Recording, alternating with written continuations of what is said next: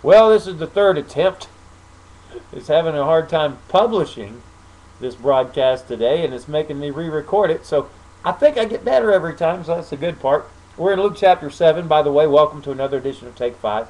It is Tuesday, December 6, 2011. And third time in a row I've taught this passage. But like I say, it gets better every time. Luke 7, verse 11. Soon afterward he went to a town called Nain, and his disciples and a great crowd went with him.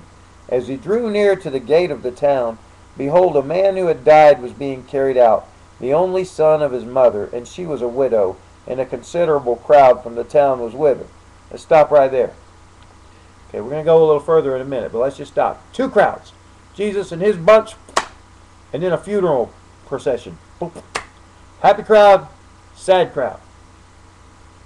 Dead man on some kind of pallet or something. Dead. Did you get that? All right. Verse 13, and when the Lord saw her, all right, the woman, he had compassion on her and said to her, do not weep. You know, I think Jesus had a special compassion for widows, because I believe at this point we don't read anything about Joseph, Jesus' earthly father. And I believe he knew the struggles of his own mother, and that his own mother was going to lose a son. So he had extra special compassion on widows. And he mentions widows and deals with widows several times. We read in James chapter 1 that pure religion is to look after the orphans and the widows. The orphans are the ones who don't have the parents. The widows are the ones who don't have the husbands, and sometimes not the children. And that's what you have here. You have a woman who now has nobody. She's lost her husband, and she's lost her only child. So Jesus has extra special compassion on her. And you need to have, and I need to have, extra special compassion on those who have lost somebody. If they've lost a child, if they've lost a husband, and especially if they've lost both a spouse and a child, show extra compassion. And he does here. Remember the movie Saving Private Ryan?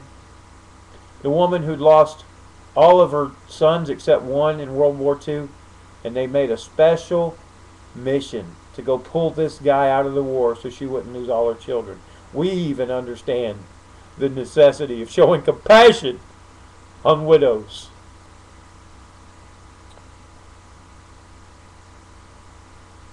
And when he saw her, he said to her, do not weep. Verse 15, then he came up and touched the bier, and that's, I guess, the pallet or something that he's laying on. And the bearer stood still. And he said, young man, I say to you, arise. Look at the next 5 words in verse 15. You know, don't just read the scripture and just kind of let it go by. This is powerful stuff, and I'm going to read it really slowly. I love this. I love what I'm about to read. Verse 15 in the English Standard Version. And the dead man sat up. The dead man sat up.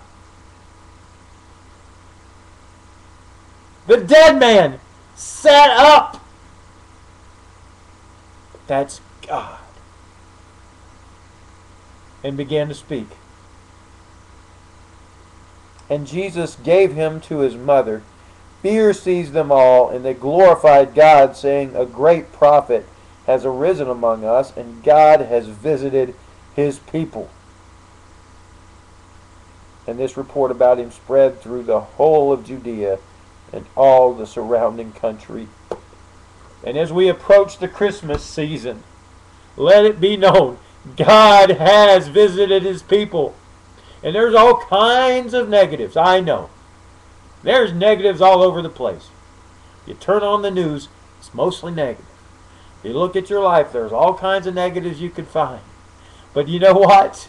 2,000 years ago, God visited his people. And you and I, if we're his children, are his people. If we've chosen to follow him, we're his people. And he came all the way down from heaven, and he touched earth, and he did incredible things. like making a dead man sit up and speak. And that's a miracle. And Christmas is one of the greatest miracles of all. And don't you get caught up in all the silver bells and Santa Claus and shopping and all that, and miss the miracle that God has come to us, to me, to you, to do incredible things in you and for you. Preaching this morning. Come back tomorrow. A guy that is mentioned so many times in the New Testament. I've been so impressed with him, and we've missed this guy in our churches big time. That's John the Baptist. We're back on him tomorrow on the next edition of Take 5.